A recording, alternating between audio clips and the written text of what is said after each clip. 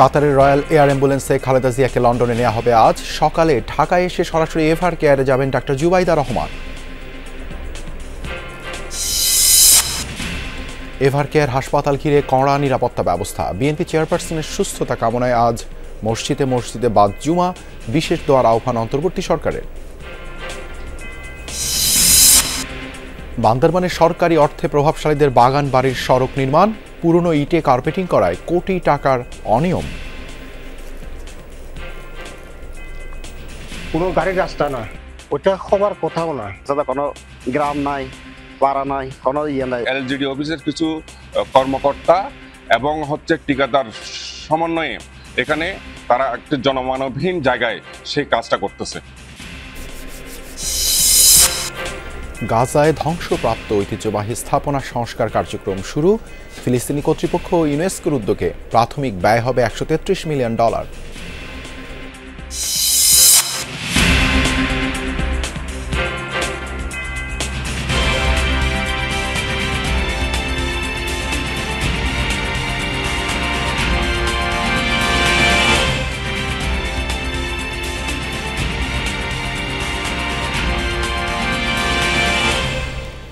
আমন্ত্রণ যমুনা নিউজে আপনাদের সঙ্গে আছি আমি দেবাশিস রঞ্জন সরকার। এতক্ষণ শিরোনাম দেখছিলেন। চিকিৎসার জন্য লন্ডনে নেওয়া হচ্ছে বিএনপি চেয়ারপারসন খালেদা জিয়াকে। বৃহস্পতিবার দুপুরে হাসপাতালের সামনে ব্রিফিংয়ে ব্যক্তিগত চিকিৎসক ডাক্তার জাহিদ হোসেন জানান, মেডিকেল বোর্ডের সর্বসম্মত সিদ্ধান্ত ও শারীরিক অবস্থার আলোকেই খালেদা জিয়াকে বিদেশে নেয়ার সিদ্ধান্ত নেওয়া হয়েছে। জানা গেছে, বেগম খালেদা জিয়াকে নিতে এরই মধ্যে লন্ডনের হিথ্রো বিমানবন্দর থেকে বাংলাদেশ বিমানের একটি ফ্লাইটে রওনা হয়েছেন ডাক্তার জুবাইদা রহমান। এ সময় বিমানবন্দরে তাকে পৌঁছে দেন কন্যা জাইমা রহমান। শুক্রবার সকালে 11টার দিকে ডাক্তার জুবাইদা রহমান দেশে ফেরার পর সরাসরি আসবেন এভার কেয়ার হাসপাতালে। বিএনপির ভারপ্রাপ্ত চেয়ারম্যান তারেক রহমানের সহধর্মিণী ডাক্তার জুবাইদা রহমান খালেদা জিয়ার পুরো চিকিৎসা কার্যক্রম তদারকি করছেন। তিনি দেশে পৌঁছানোর পর শুরু হবে বিএনপি চেয়ারপারসনের বিদেশ যাত্রার প্রক্রিয়া। এজন্য কাতার থেকে আসছে royal air ambulance.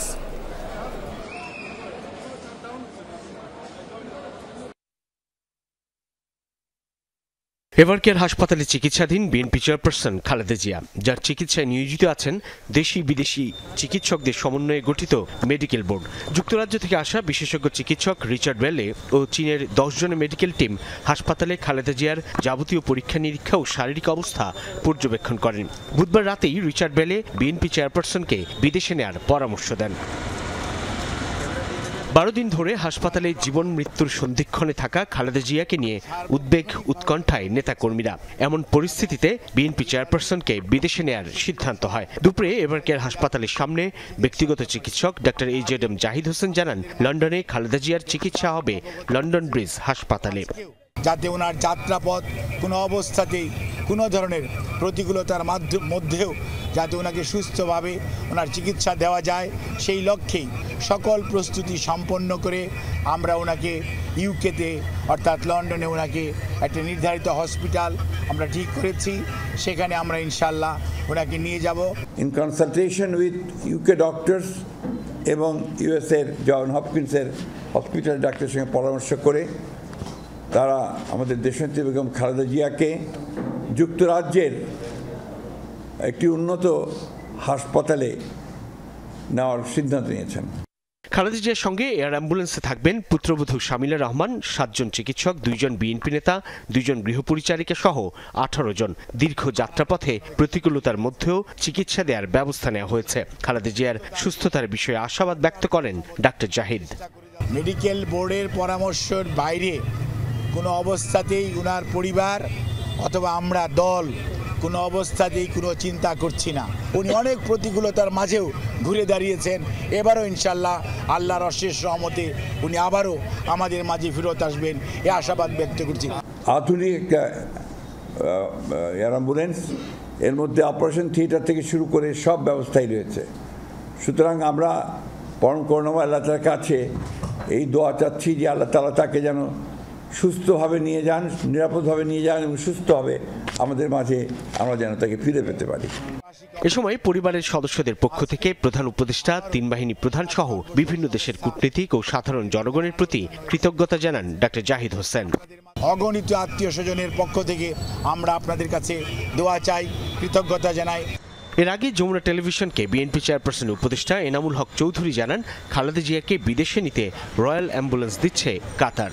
Begum Khaleda Zia কাতার এয়ারওয়েজে অ্যাম্বুলেন্সে যাওয়ার সম্ভাবনা আছে আগামীকালকে সকালে। অলরেডি কাতার সরকার অ্যাপ্রুভ করছে অ্যাম্বুলেন্স আসার জন্য। লন্ডনে যাবেন, লন্ডন ব্রিজ হসপিটালে। গত 23 নভেম্বর হার্ট ও ফুসফুসে সংক্রমণ নিয়ে হাসপাতালে ভর্তি হন খালেদা জিয়া। অভ্যুত্থান পরবর্তী সময়ে চলতি বছরের 8 জানুয়ারি বিএনপি চেয়ারপারসন লন্ডনে উন্নত চিকিৎসার জন্য যান। খানিকটা সুস্থতা নিয়ে প্রায় 4.5 মাস পর দেশে ফিরে পান জনতার অকুণ্ঠ ভালোবাসা।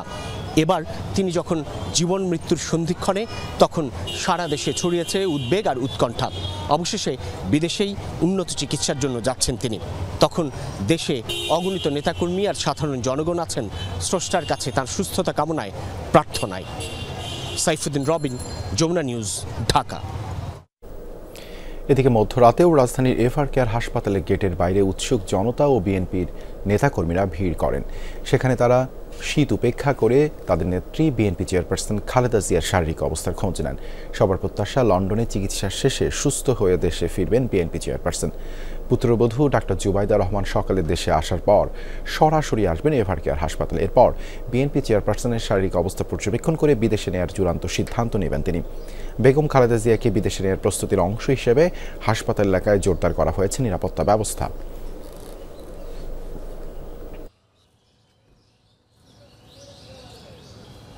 BNP chairperson Begum Khaleda Zia London যাত্রার প্রস্তুতি সম্পর্কে জানবো সহকর্মীদের কাছ থেকে। শুরুতেই রাজধানীর এভার কেয়ার হাসপাতালের সামনে থেকে যোগ দিচ্ছেন আরেফিন শাকিল। হাসপাতাল থেকে বিমানবন্দরে খালেদা জিয়াকে নেয়ার প্রস্তুতি সম্পর্কে জানাবেন। সবশেষ কি তথ্য রয়েছে আপনার কাছে? ধন্যবাদ দেবাশিস। এখন পর্যন্ত যে তথ্য, সেই তথ্য বিএনপির ভারপ্রাপ্ত চেয়ারম্যান তারেক রহমানের স্ত্রী ডাক্তার জুবাইদা রহমান, তিনি যেহেতু এখনো বাংলাদেশে এসে পৌঁছাননি, অর্থাৎ সকাল 9:30 নাগাদ তার বাংলাদেশে পৌঁছানোর কথা রয়েছে।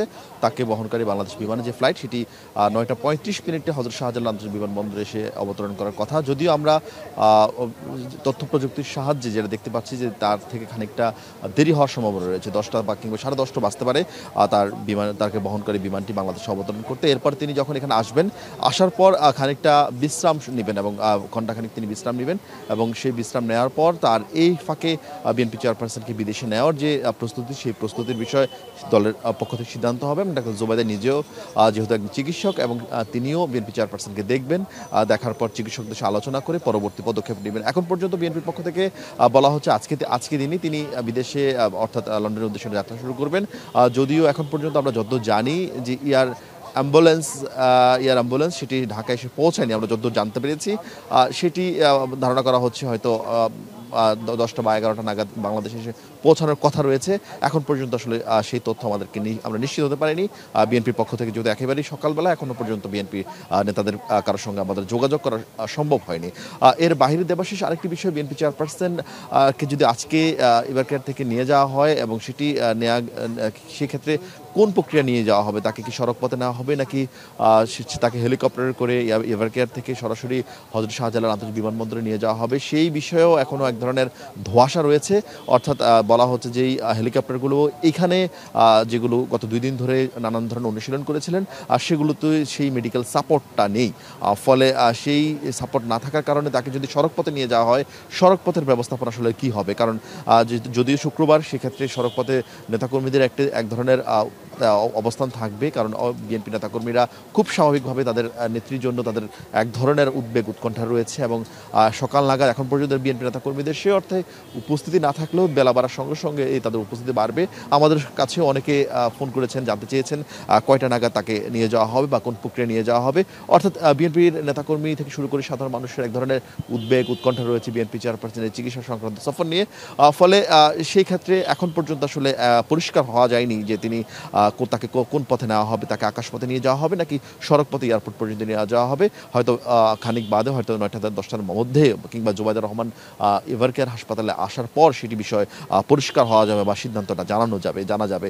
তবে এখন পর্যন্ত যেহেতু এভার কেয়ার হাসপাতালে আপনি হয়তো যেটা বলছিলেন যে একেবারে নিরাপত্তা ব্যবস্থা তৈরি করা হয়েছে, বিজিবি সদস্যরা রয়েছেন, পুলিশ সদস্যরা রয়েছেন এবং যারা আশপাশে ভিড় করছেন শুধুমাত্র রোগী এবং রোগীর স্বজন ছাড়া এভার কেয়ারে কিন্তু কাউকে সে অর্থে প্রবেশ করতে দেওয়া হচ্ছে না এবং SSF এর সদস্যরাও কিন্তু বিএনপি চেয়ারপারসন যে সিসিওর যে কেবিন তার আশপাশে অবস্থান নিয়ে রাখছেন, অর্থাৎ সেখানেও একেবারে সংরক্ষিত রাখা হয়েছে। আপনি জানেন যে গত 23 তারিখ বিএনপি চেয়ারপারসন বেগম খালেদা জিয়া তিনি অসুস্থ হওয়ার পর তাকে হাসপাতালে নিয়ে আসা হয় এবং এভারকেয়ার হাসপাতালে আনার পর 27 নভেম্বর তাকে তার অবস্থার অবনতি হওয়ার পর তাকে সিসিইউতে ভর্তি করা হয়। এরপর কিন্তু ক্রমাগত তার অবস্থার অপরিবর্তিত থাকে, অর্থাৎ অবনতির দিকে থাকে। এখন পর্যন্ত বলা হচ্ছে বিএনপির পক্ষ থেকে যে ডাক্তাররা যেই সাজেশন দিচ্ছেন কিংবা ডাক্তাররা যে ওষুধ দিচ্ছেন সেটি তিনি রেসপন্স করছেন বা মেনটেন করছেন, কিন্তু তার যে শারীরিক অবস্থার উন্নতি সেটি এখন পর্যন্ত দৃশ্যমান নয়। ফলে তাকে বিদেশে নেওয়ার সিদ্ধান্ত হয় এবং আপনি জানেন যে লন্ডনের বেশ নামকরা একটি হাসপাতাল, লন্ডন ব্রিজ হাসপাতাল, সেই হাসপাতালে কিন্তু তাকে চিকিৎসা দেওয়া হবে এবং যুক্তরাজ্যে যিনি চিকিৎসক এসেছেন তার তত্ত্বাবধানে তিনি সেখানে থাকবেন। এবং গতকাল রাতে বিএনপি চেয়ারপারসনের পুত্রবধূ ডাক্তার জুবাইদা রহমান তিনি তার শাশুড়িকে দেখার জন্য তিনি কিন্তু তড়িঘড়ি করে বাংলাদেশে আসছেন এবং এসে তিনি মূলত আবারও তার সঙ্গেই লন্ডন যাওয়ার কথা রয়েছে। তার আগে তিনি তার শারীরিক যে অবস্থা সেই অবস্থা দেখতে চান এবং ডাক্তারদের সঙ্গে সশরীরে আসলে এখানে বোর্ড মিটিংয়ে অংশ নিতে চান। এরপরে আসলে বিএনপি চেয়ারপারসনকে আজকে ঠিক কয়টা নাগাদ পৌঁছানো হবে বা কয়টা নাগাদ তিনি রওনা হবেন সেই বিষয়ে পরিষ্কার ধারণা করা যাবে। এবং আরেকটি বিষয় জানা যাতে চাই, বিএনপি চেয়ারপারসনের সফর সঙ্গী অর্থাৎ তার সঙ্গে যারা চিকিৎসক যাবেন সেই চিকিৎসক সংখ্যা কিন্তু বাড়ানো হচ্ছে। শুরুতে 4 জন চিকিৎসক যার কথা থাকলেও সেটি কিন্তু এখন 5 থেকে 6 জন করা হয়েছে, অর্থাৎ সব মিলে বিএনপি চেয়ারপারসন সহ মোট 18 জন কিন্তু সেই এয়ার অ্যাম্বুলেন্সে যাওয়া হবে। আপনি জানেন সেই এয়ার অ্যাম্বুলেন্স কাতারের আমির তিনি বিএনপি চেয়ারপারসনকে জন্য পাঠাচ্ছেন এবং বিএনপি চেয়ারপারসন সেই এয়ার অ্যাম্বুলেন্সে সব ধরনের অত্যাধুনিক সুবিধা রয়েছে, অপারেশন থিয়েটার থেকে শুরু করে সব ধরনের অত্যাধুনিক সুবিধার কথা বিএনপি মহাসচিব মির্জা ফখরুল ইসলাম আলমগীর গণমাধ্যমকে জানিয়েছেন। সব মিলে আমরা অপেক্ষা করছি ডাক্তার জুবাইদা রহমান কখন অবতরণ করেন, এরপর তিনি আসার পরেই বাকি বিষয়গুলো একেবারেই পরিষ্কার হবে। দেবাশিস, ধন্যবাদ আরেফিন যুক্ত হবার জন্য। হযরত শাহজালাল আন্তর্জাতিক বিমানবন্দর থেকে এবারে যোগ দিচ্ছেন সহকর্মী আহমেদ রেজা। ডাক্তার জুবাইদা রহমানকে বহনকারী ফ্লাইটটি ঠিক কখন নামবে, বিমানবন্দরের সার্বিক নিরাপত্তা ব্যবস্থা কেমন দেখছেন? দুটো বিষয় দেবাশিস, ঠিক দলের ভারপ্রাপ্ত চেয়ারম্যান তারেক রহমানের স্ত্রী জুবাইদা রহমান তিনি আসলে ঠিক কখন বাংলাদেশে এসে পৌঁছতে পারেন।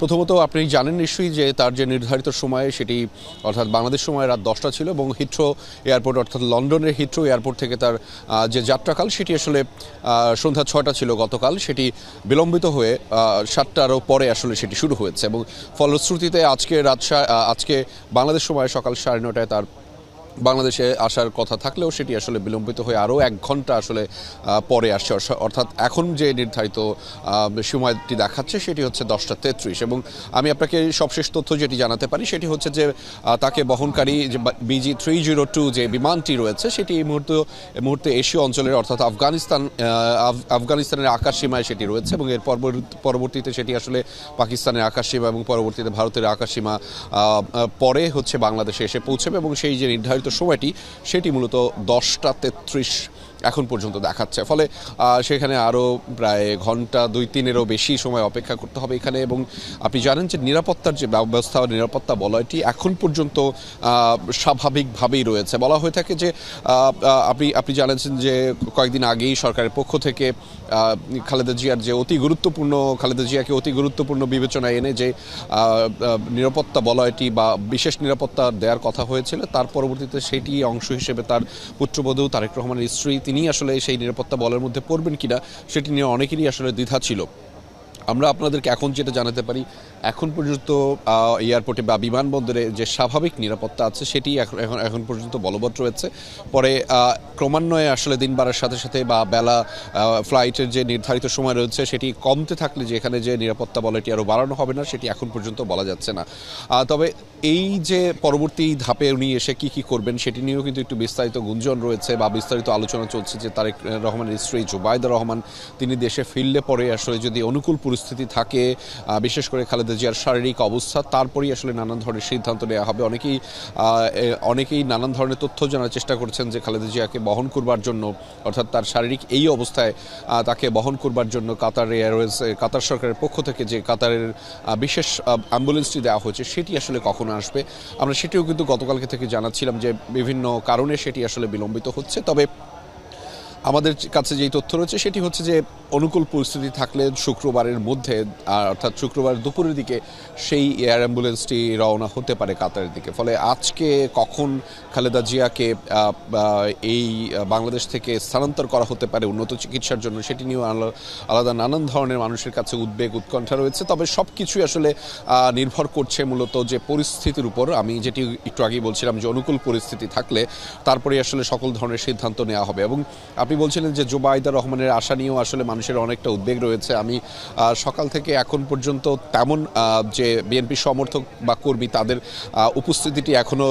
দৃশ্যমান নয় বা লক্ষ্য করা যায়নি তেমনটি, বাট আমরা ধারণা করছি, অনেকেই ধারণা করছেন এখান থেকে যারা দীর্ঘ সময় ধরে এই বিমানবন্দরে অবস্থান করছিলেন যে সেখানে কিন্তু নেতাকর্মীদের একটি উপস্থিতিও হতে পারে।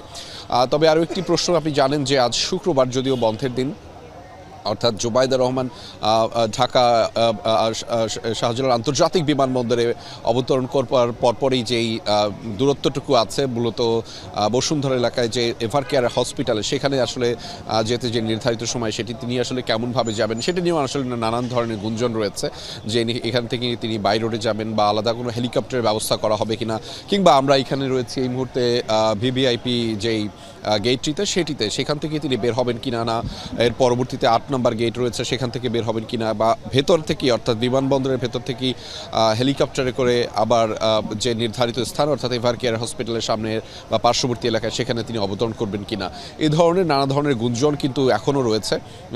ফলে সেটা এখনভাবেই এই গুঞ্জনগুলো নিশ্চিত করে বলা যাচ্ছে না তথ্যগুলো যে ঠিক তার ঢাকায় তিনি অবতরণ করবার পরপরই কীভাবে ঠিক নির্ধারিত সেই হাসপাতালে সেখানে কিভাবে পৌঁছাবেন সেটি নিয়ে ধরনের গুঞ্জন রয়েছে এখন পর্যন্ত। তবে আমরা সেই তথ্যগুলোর সবশেষ আপডেটগুলো আপনাদেরকে নিশ্চয়ই আবারও দিতে পারবো। তবে আরেকটি কথা আরেকটু বলে রাখতে চাই যে খালেদা জিয়ার জন্য কিন্তু অর্থাৎ সাবেক প্রধানমন্ত্রী তার জন্য কিন্তু এই যে দেশবাসীর যে দোয়া সেটিও কিন্তু ক্রমান্বয়ে সব জায়গা থেকেই করছেন এবং সেটি নেতাকর্মীদের অকুণ্ঠ সমর্থন এবং ভালোবাসা সেটিও কিন্তু আমরা দেখতে পাচ্ছি। অর্থাৎ বিএনপি নেতাকর্মীদের যে অকুণ্ঠ সমর্থন এবং ভালোবাসা সেটিও কিন্তু তারা ক্রমান্বয়ে বিভিন্ন জায়গা থেকে দেশের বিভিন্ন প্রান্ত থেকে এবং অনেকে ঢাকা এসেও শেষবারের অনেকে ঢাকা এসেও তারা তাদের সেই যে প্রার্থনা সেটিও আসলে কিন্তু করছেন। ফলে একটি তথ্য এবং একটি যেই আবেদন সেটি বারংবার দলের পক্ষ থেকে করা হচ্ছে যে নির্ধারিত এলাকায় অর্থাৎ যেখানে খালেদা জিয়ার চিকিৎসা হচ্ছে সেখানে ভিড় না করবার জন্য কিন্তু বিশেষভাবে অনুরোধ করা হচ্ছে তার নেতাকর্মী এবং সমর্থকদের। এবং আরেকটি তথ্য হচ্ছে যে জুবাইদা রহমান আসলে পরে সেখানে যদি আরও উপচে পড়া ভিড় হয় সেটিও কিন্তু সেখানে যে স্বাভাবিকভাবে চিকিৎসা ব্যবস্থা গ্রহণ বা স্বাভাবিক যে চিকিৎসা প্রক্রিয়া সেটি নানানভাবে ব্যাহত হতে পারে। ফলে নানান ধরনের উদ্বেগ উৎকণ্ঠা রয়েছে, নানান ধরনের গুঞ্জন রয়েছে। সেই গুঞ্জন উৎকণ্ঠা নানান গুঞ্জন উৎকণ্ঠার আসলে সবশেষ তথ্যগুলো নিশ্চয়ই আমরা আপনাদের কাছ থেকে দিতে পারবো, যে সবশেষ হালনাগাদ তথ্যগুলো সেগুলো আসলে দিতে পারবো। এবং তবে তার আগে অপেক্ষা করতে হবে, যেহেতু আমরা শেষ নির্ধারিত ফ্লাইটের শিডিউলটি জানিয়েছিলাম 10:33। দেখা যাক বাকি সবশেষ তথ্যগুলো নিশ্চয়ই আপনাদেরকে আরো ধন্যবাদ রেজা আমাদের সাথে যুক্ত হবার জন্য। বান্দরবানের জনমানব শূন্য পাহাড়ি এক সড়কে মিলছে কোটি টাকার অনিয়মের অভিযোগ। 2013 সালে নির্মিত হলেও কোনো চাহিদা না থাকায় ব্যবহারের বাইরে ছিল সড়কটি। কিন্তু এক যুগ পর হঠাৎই সেই নির্জন রাস্তায় শুরু হয়েছে নতুন করে কার্পেটিংয়ের কাজ, আর সেখানে ব্যবহার করা হচ্ছে আগের নির্মাণের পুরনো ইট। কয়েকজন প্রভাবশালীর সুবিধার জন্য অর্থের এমন নয়ছয় অভিযোগ স্থানীয়দের। জনমানব শূন্য পাহাড়ি পথ, নেই কোনো গ্রাম, নেই কোনো যাত্রী। তবুও 2013 সালে বান্দরবানে টাইগারপাড়া থেকে রেইসা আর্মি ক্যাম্প পর্যন্ত এই সড়কটি নির্মাণ করেছিল পার্বত্য চট্টগ্রাম উন্নয়ন বোর্ড। এক যুগ পর আবারও মেরামত করা হচ্ছে সড়কটি, তবে সেখানে নতুন ইটের বদলে ব্যবহার হচ্ছে সড়কের পুরনো ইট। এমন অনিয়মে ক্ষুব্ধ স্থানীয়রা। ওখানে তো কোনো গাড়ির রাস্তা না, ওটা হবার কথাও না। কোনো গ্রাম নাই, পাড়া নাই, কোনো নাই, এই রাস্তাটা যেতে যায় ওই আর্মির ক্যাম্পের পর্যন্ত। অভিযোগ রয়েছে জনমানবহীন পথে কোটি টাকা ঢালার কারণ কয়েকজন প্রভাবশালীর বাগান বাড়িতে অবাধ যাতায়াত নিশ্চিত করা। জায়গা জমির মান উন্নয়ন করার জন্য এলজিডি অফিসের কিছু কর্মকর্তা এবং ঠিকাদার সমন্বয়ে এখানে তারা একটি জনমানবহীন জায়গায় সেই কাজটা করতেছে। পার্বত্য চট্টগ্রাম উন্নয়ন বোর্ড বলছে তাদের নির্মিত রাস্তায় নতুন করে কার্পেটিং করতে কোনো ছাড়পত্র নেয়নি এলজিইডি, আর পুরনো ইট ব্যবহারের বিষয়ে জানে না সংস্থাটি।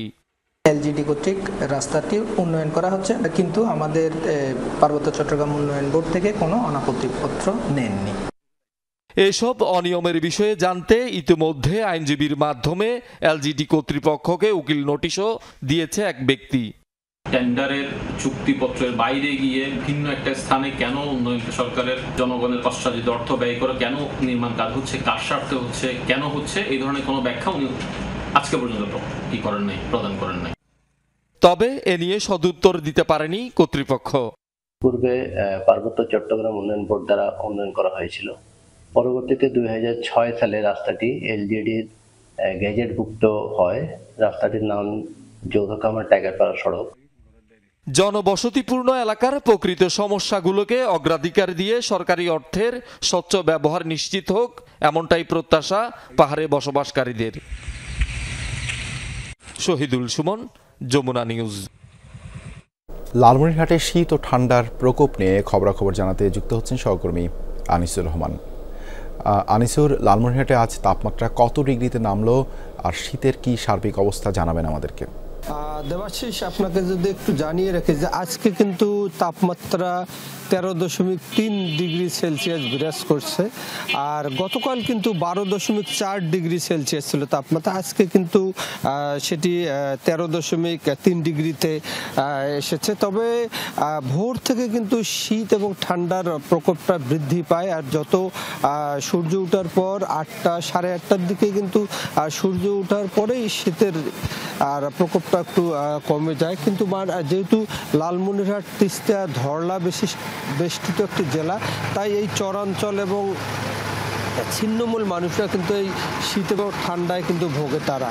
আর এই ঠান্ডার কারণে কিন্তু শীত বস্ত্রের অভাব বোধ করছেন তারা। আমি অনেকের সঙ্গে কথা বলেছি, আর ছিন্নমূল মানুষজন যারা আছেন তারা বলেছেন যে আসলে এবারে বেশ 15 থেকে 20 দিন আগ থেকে শীত অনুভব করছেন এবং ঠান্ডা অনুভব করছেন, যার কারণে কিন্তু তারা গরম কাপড়ের অভাব বোধ করছেন। এছাড়াও আমি এই শীতের কারণে কিন্তু বিশেষ করে মেডিকেলগুলোতে, উপজেলা এবং জেলা পর্যায়ের মেডিকেলগুলোতে শীতজনিত রোগীর সংখ্যা দিন দিন বৃদ্ধি পাচ্ছে। আমি এই বিষয়ে জেলা প্রশাসন এবং মেডিকেল বিভাগের সঙ্গে কথা বলেছি। জেলা প্রশাসন থেকে যেটি বলেছেন যে আসলে শীতবস্ত্র কিছু কিছু জায়গায় বিতরণ করা হচ্ছে। সরকারিভাবে যে শীতবস্ত্রগুলো পাওয়া গেছে সেগুলো উপজেলা প্রশাসনের মাধ্যমে তারা দুস্থদের মাঝে বিতরণ করছেন।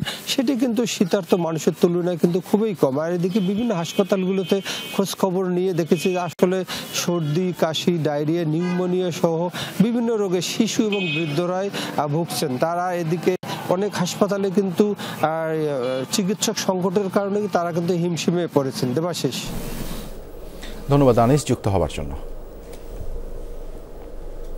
রাজশাহী নগরীতে প্রাচীন একটি রাজবাড়ি নিলামে বিক্রি করা হয়েছে মাত্র 1.5 লাখ টাকায়। কিনে নেওয়ার পর ঐতিহাসিক এই রাজবাড়িটি ভেঙেও ফেলা হয়েছে। এতে ক্ষোভ প্রকাশ করেছেন ইতিহাসবিদরা। তারা বলছেন প্রত্নতাত্ত্বিক মূল্য যাচাই না করেই ঐতিহাসিক এই রাজবাড়িটি ভেঙে ফেলা উচিত হয়নি।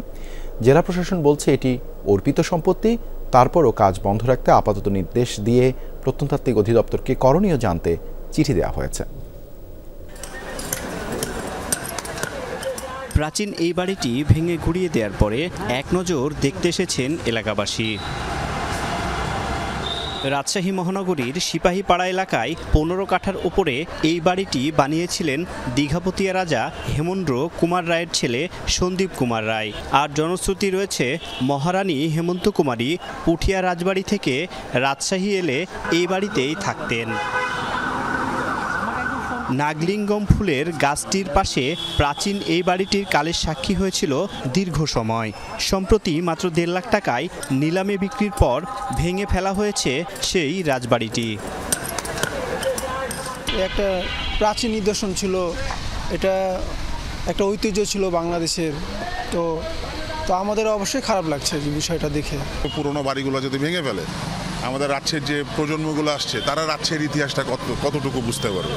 ইতিহাসবিদরা বলছেন বাড়িটি সংস্কার করে সংরক্ষণের উদ্যোগ না করে এভাবে ভেঙে ফেলার মাধ্যমে একটি প্রত্নতাত্ত্বিক নিদর্শন হারিয়ে গেল। প্রশাসনের উচিত ছিল যে বাড়িটি সংস্কার করে সংরক্ষণের উদ্যোগ গ্রহণ করা। এইভাবে যদি রাজশাহী শহরের সমস্ত পুরাতন স্থাপনা এবং যে পুরাতন ভবন যেগুলি আছে সেগুলো যদি একে একে নষ্ট হয়ে যায়, 1772 সালে তখন রাজশাহী জেলা সৃষ্টি হয়েছিল, তার যে একটা ইতিহাস ঐতিহ্য সেটি কিন্তু ধীরে ধীরে মুছে যাবে। আমরা যেটা দেখতে পেলাম 5-6টা সুড়ঙ্গ দেখা যাচ্ছে ঘরের নিচে। তো আমি আমার ক্ষুদ্র জ্ঞানে যেটা মনে করছি যে এটা আসলে ভেন্টিলেশনেরই একটা অংশ। জেলা প্রশাসন বলছে এটি একটি অর্পিত সম্পত্তি। তবে রাজবাড়ির বিষয়টি জানার পর তারা এখন কাজ বন্ধ রাখতে নির্দেশ দিয়েছেন। প্রত্নতাত্ত্বিক অধিদপ্তরকে চিঠি দেওয়া হয়েছে সরজমিনে আসার জন্য।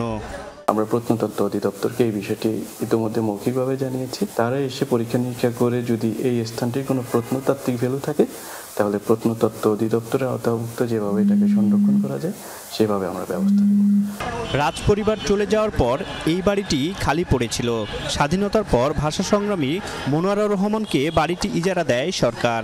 এই বাড়িতেই তিনি নারীদের কুটির শিল্প প্রতিষ্ঠান নামের একটি সংগঠন চালাতেন। 2009 সালে মনোয়ারা রহমান মারা যাওয়ার পর বাড়িটি পরিত্যক্ত হয়ে যায়। তারেক মাহমুদ, যমুনা নিউজ, রাজশাহী। পাবনায় সম্প্রতি পশুর প্রতি নির্মমতার প্রতিচ্ছবি দেখেছে দেশবাসী। এর বিপরীতে গোপালগঞ্জের কোটালীপাড়ায় এক তরুণ তৈরি করেছেন অনন্য দৃষ্টান্ত। মানুষ যেখানে বেওয়ারিশ কুকুর দেখলে পাশ কাটিয়ে চলে যায়, সেখানে জিএম রনি নামের এক যুবক প্রায় 30টি কুকুরকে প্রতিদিন 3 বেলা খাবার খাওয়ান। শুরুতে পরিবারের সমর্থন না থাকলেও এখন তারাই রনির সবচেয়ে বড় শক্তি। পাবনায় সম্প্রতি কুকুর ছানার সাথে নির্মমতার ঘটনায় হতবাক হয়ে পড়ে দেশের মানুষ। 8টা কুকুর ছানাকে বস্তাবন্দি করে পানিতে চুবিয়ে হত্যা করা হয়। অভিযুক্ত নারীকে গ্রেফতারও করে পুলিশ। সেই ঘটনার বিপরীত চিত্র দেখা যায় গোপালগঞ্জের কোটালীপাড়ায়। এ যেন নিষ্ঠুরতার মাঝে মানবিকতার নীরব শান্ত প্রতিবাদ। ঘাঘর বাজারে প্রতিদিন 3 বেলা খাবার নিয়ে 25 থেকে 30টি কুকুরের মাঝেই সময় কাটান জিএম রনি। পেশায় মোবাইল মেকানিক, কিন্তু হৃদয়ে জায়গা শুধু অবলা প্রাণীদের জন্য। করোনাকালীন লকডাউনে যখন বাজার হোটেল সব বন্ধ হয়ে যায়, খাদ্যের অভাবে জীবন মৃত্যুর লড়াইয়ে পড়ে কুকুরগুলো। ঠিক তখনই নিজের বাড়িতে রান্না করে খাবার পৌঁছে দিতে শুরু করেন রনি। প্রথম কয়েকটা দোকান থেকে একটা রুটি কিনে দেওয়া শুরু করলাম। এরপর থেকেই ভালো লাগা যে কিভাবে করা যায়। এরপর থেকে সংখ্যায় বাড়তে থাকে। আসলে এরপর থেকে আমি বাড়িতে ভাত রান্না করে নিয়ে আসার চেষ্টা করি, কারণ রুটি তো কিনে আসলে আমার তো স্বল্প ইনকামে আমি পারতেছিলাম না। আমি আগে ওদের খাওয়াই, তারপরে আমি নিজে খাই। আমি ওদের অভুক্ত রেখে আমি আসলে আমার খেতে পারি না। প্রথম দিকে পরিবারে কিছুটা আপত্তি থাকলেও এখন তারাই রনির সবচেয়ে বড় শক্তি। প্রতিদিন আলাদা করে কুকুরগুলোর জন্য ভাত রান্না করেন রনির স্ত্রী। স্বজনদের অনেকেই এখন যুক্ত হয়েছেন এই মানবিক কাজে। যত বেয়ারিশ কুকুর আছে সবগুলিরই সে সবসময় খাবার দেওয়ার চেষ্টা করে। তারপরে অসুস্থ থাকলে সেইগুলির চিকিৎসা দেওয়ার জন্য সে ডাক্তারের কাছ থেকে পরামর্শ নিয়ে ওষুধ দেয়। আমরা প্রথমে উপহাস করছি, কিন্তু পরে কিন্তু দেখতেছি যে না, এটা তো অনেক ভালো কাজ। আমরা অনুপ্রাণিত হই যে ভাইয়ের কাছ থেকে কিছু শিখতে। মানুষের প্রতি ভালোবাসা যেমন মানবিকতা, তেমনি প্রাণীর প্রতিও ভালোবাসা সেই মানবতারই অবিচ্ছেদ্য অংশ। রনির উদ্যোগ হয়তো বদলে দিতে পারে অনেকের মনোভাব, বলছেন স্থানীয়রা। জারিন অর্নি, যমুনা নিউজ। ব্রাহ্মণবাড়িয়ায় 50 বছর ধরে গান গেয়ে সংসার চালাচ্ছে এক অন্ধ পরিবার। হঠাৎই বাধা আর হুমকির মুখে মঞ্চে ওঠাই বন্ধ হয়ে গিয়েছিল। টানা 6 দিন ভয় ও আতঙ্কে দিন কাটে পরিবারটির। অবশেষে প্রশাসন ও স্থানীয় রাজনৈতিক নেতাদের আশ্বাসে আবারও মুক্ত মঞ্চে গান গাওয়া শুরু করেন তারা।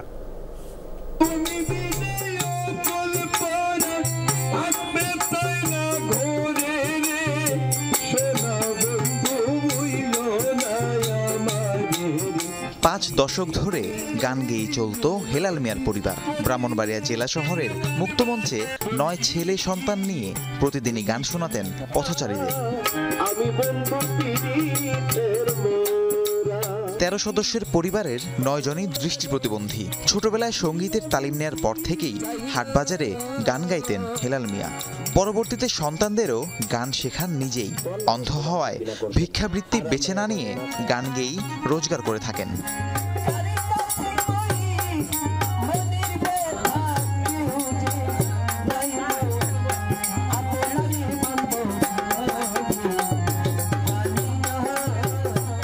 দীর্ঘদিন নির্ঝঞ্ঝাটভাবে গান গাইলেও কখনো বাধার সম্মুখীন হতে হয়নি। তবে গত ২৬ নভেম্বর হঠাৎই আসে নিষেধাজ্ঞা। বাউল শিল্পী আবুল সরকারের শাস্তির দাবিতে সেদিন মিছিল বের করে একটি পক্ষ। মুক্তমঞ্চে মিছিলটি পৌঁছালে কয়েকজন মিলে হেলাল ও তার পরিবারকে গান গাইতে বাধা দেন।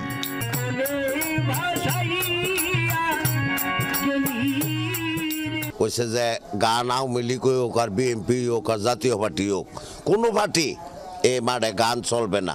যদি কোনো পার্টির গান এ মাঠে দেওয়া হবে না, আপনি 10 মিনিটের ভিতরে উঠতে জানি আনতে, নাইলে কোনো মিটি বাংসুর হইলে আমাকে বুঝতে পারবেন না। আমার মনের ভিতরে একটা বই হামাইছে, আমরা পাশে তো কেউ নাই। আজকে আল্লাহ যদি নয়ন খুলে দিত, তাইলে আমরা কোনো বই বিক্রি থাকতো নইলে। এখন দর্শক আসিল, দর্শক বই ভাইয়া চলে গেছে। আমরা তো এটা স্যারের কোনো কাজ কর্ম করতে পারি না, আমাদের এটা কইরা চলে। কোন আপনারা এটি বাদ দেন, এটি বাদ দিয়ে বাড়ি বাড়ি গিয়ে হাত পাতেন, ভিক্ষা করেন। এরপর টানা 6 দিন ভয় আতঙ্কে আর মুক্তমঞ্চে যাওয়া হয়নি পরিবারটির। উপার্জনের পথ না থাকায় বিপাকে পড়েন। এরই মধ্যে বিষয়টি জানাজানি হলে হেলাল মিয়ার পরিবারের পাশে দাঁড়ায় উপজেলা নির্বাহী কর্মকর্তা, জেলার বিভিন্ন সাংস্কৃতিক সংগঠন ও রাজনৈতিক নেতারা।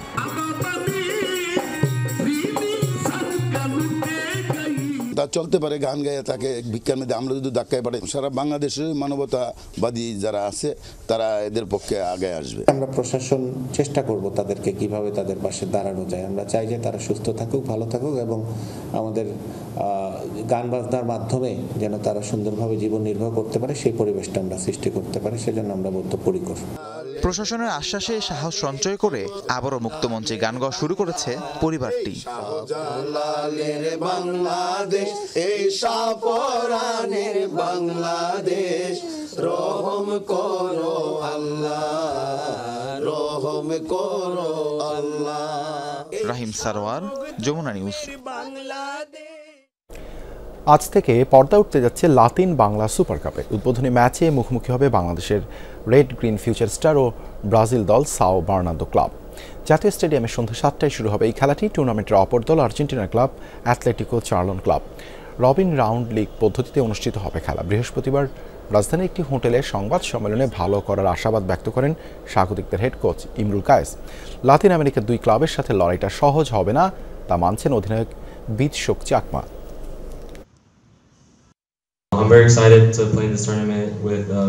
এই টুর্নামেন্ট নিয়ে আমি খুবই রোমাঞ্চিত, তবে লড়াইটা সহজ হবে না। আশা করি ব্রাজিল ও আর্জেন্টিনার দলের সাথে আমরা ভালো খেলা উপহার দিতে পারবো। আমরা আমাদের সেরাটা দেওয়ার চেষ্টা করব দুই ম্যাচেই।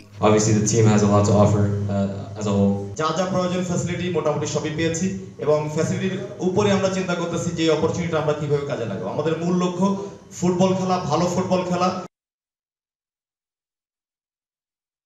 ইংলিশ প্রিমিয়ার লিগে এগিয়ে থেকেও জয় হাতছাড়া হয়েছে ম্যানচেস্টার ইউনাইটেডের। ঘরের মাঠে ওয়েস্ট হ্যাম ইউনাইটেডের সাথে 1-1 গোলে ড্র করেছে রেড ডেভিলসরা। খেলার শুরু থেকেই সফরকারীদের উপর চাপ তৈরি করে খেলতে থাকে ম্যান ইউ। ওয়েস্ট হ্যামও চালায় পাল্টা আক্রমণ, তবে গোলের দেখা পাচ্ছিল না কোনো দল। গোলশূন্য প্রথমার্ধের পর দ্বিতীয়ার্ধে ডেডলক ভাঙে স্বাগতিকরা। ম্যাচের 58 মিনিটে বক্সের ভেতর জটলার মধ্য থেকে বল পেয়ে ঠান্ডা মাথায় তা জালে জড়ান দিয়াগো দালত। 1-0 গোলে এগিয়ে থেকে ম্যানচেস্টার যখন জয়ের সুবাতাস পাচ্ছিল, তখন শেষ দিকে হিসেব পাল্টে দেন মাহমাদু কান্তে। 83 মিনিটের দারুণ এক প্লেসিংয়ে ওয়েস্ট হ্যামকে সমতায় ফেরান এই মিডফিল্ডার। এই ড্রয়ে 14 ম্যাচে 22 পয়েন্ট নিয়ে টেবিলের 8 নম্বরে আছে রেড ডেভিলস।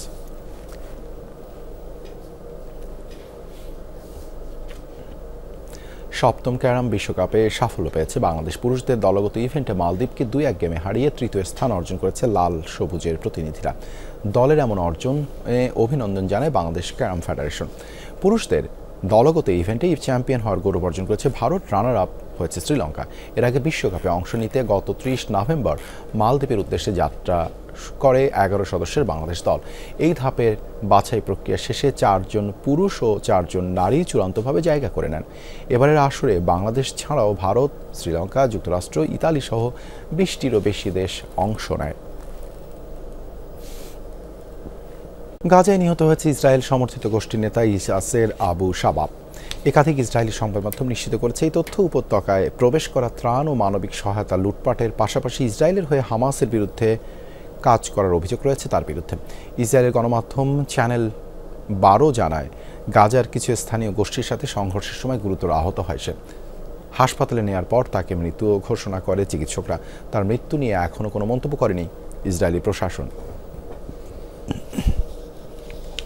গাজায় শুরু হয়েছে ধ্বংসপ্রাপ্ত ঐতিহ্যবাহী নানা স্থাপনা পুনরুদ্ধার ও পুনর্গঠনের কাজ। দীর্ঘ 2 বছরের ইসরায়েলি আগ্রাসনে উপত্যকাটিকে ধ্বংসস্তূপে পরিণত হয়েছে শত শত বছরের ইতিহাস ধরে রাখার নানা নিদর্শন।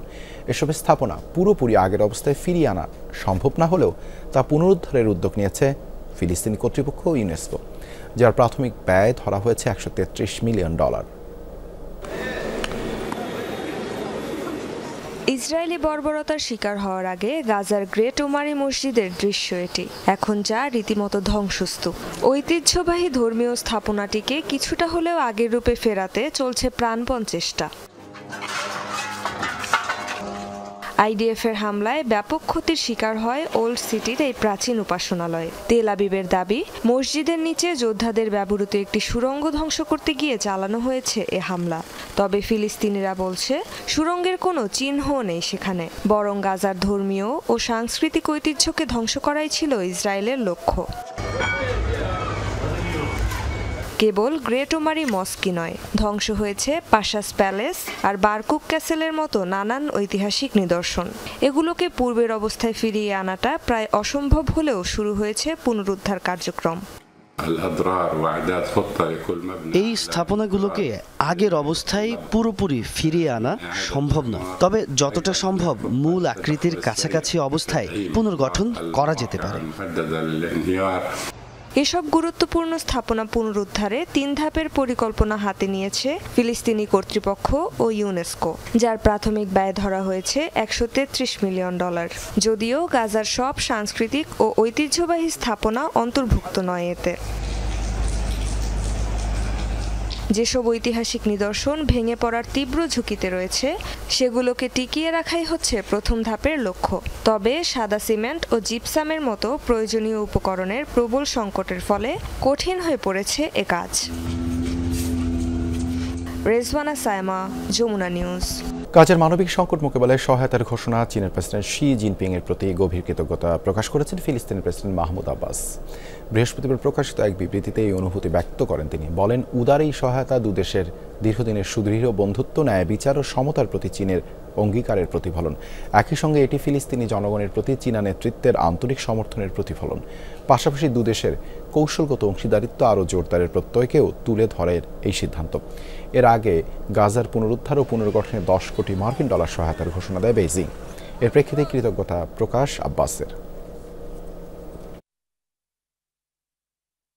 মার্কিন প্রেসিডেন্ট ডোনাল্ড ট্রাম্পের সঙ্গে বৈঠকে বসতে যাচ্ছেন মেক্সিকোর প্রেসিডেন্ট ক্লদিয়া শেনবাউম। এই তথ্য নিশ্চিত করেছেন তিনি নিজেই। কানাডার প্রধানমন্ত্রী মার্ক কার্নির সাথেও হবে তার আলোচনা। 2026 ফুটবল বিশ্বকাপের ড্র অনুষ্ঠানে যোগ দিতেই মূলত ওয়াশিংটন যাচ্ছেন মেক্সিকান রাষ্ট্রপ্রধান। সেখানেই দুজনের সাথে সংক্ষিপ্ত বৈঠক করবেন তিনি। মেক্সিকো ও কানাডার উপর যুক্তরাষ্ট্রের বাড়তি শুল্ক আরোপের ফলে সাম্প্রতিক সময়ে বেড়েছে উত্তেজনা। তার উপর 2026 সালে মেক্সিকো, যুক্তরাষ্ট্র ও কানাডা এই 3 দেশের বাণিজ্য চুক্তি ইউএসএমসি এর নিয়মিত পর্যালোচনার দাবি উঠেছে ওয়াশিংটনের পক্ষ হতে। এরই মাঝে হতে যাচ্ছে এই সাক্ষাৎ।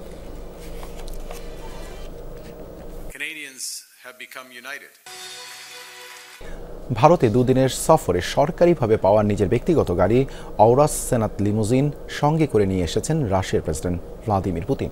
$6,17,000 বেশি মূল্যের এই বুলেট প্রুফ গাড়িটিতে রয়েছে সর্বোচ্চ নিরাপত্তা ব্যবস্থা, যা সহ্য করতে পারে গ্রেনেড, রাসায়নিক, মিসাইল, এমনকি ড্রোন হামলাও। রয়েছে পানির উপর ভেসে থাকার ক্ষমতাও। সব কূটনৈতিক সফরের মতো এবারও নিজের প্রিয় গাড়ি নিয়েই ঘুরবেন প্রেসিডেন্ট পুতিন। বাকি সব কূটনৈতিক সফরের মতো এবারও ঘটেনি ব্যতিক্রম। দিল্লিতে 2 দিনের সফরে রুশ প্রেসিডেন্টের সাথে এসেছে তার প্রিয় গাড়ি অরাস সেনাত লিমুজিন।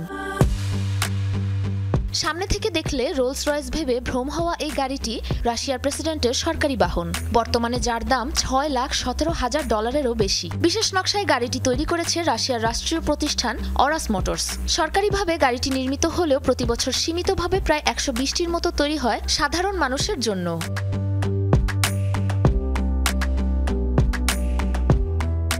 মূলত 4 চাকার উপর একটি নিশ্ছিদ্র দুর্গের সাথে তুলনা করা হয় উচ্চ নিরাপত্তায় সজ্জিত গাড়িটিকে। বুলেটপ্রুফ হওয়ার পাশাপাশি গ্রেনেড বিস্ফোরণ, এমনকি ক্ষেপণাস্ত্র কিংবা ড্রোন হামলাও সহজে উতরে যেতে পারে শক্তিশালী যানটি।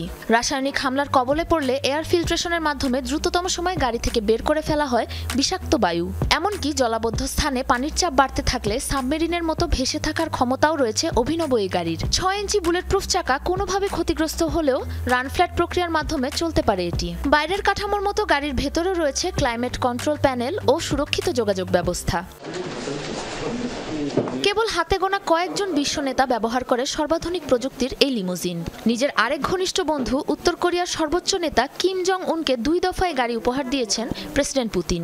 এছাড়াও তুর্কিমেনিস্তানের সাবেক ও বর্তমান প্রেসিডেন্টের কাছেও রয়েছে এই গাড়ি। এর আগে চীনে আয়োজিত এক সম্মেলনে প্রিয় গাড়িতে বন্ধু মোদিকে সাথে নিয়ে চীনের সড়কে ঘুরতে দেখা যায় প্রেসিডেন্ট ভ্লাদিমির পুতিনকে।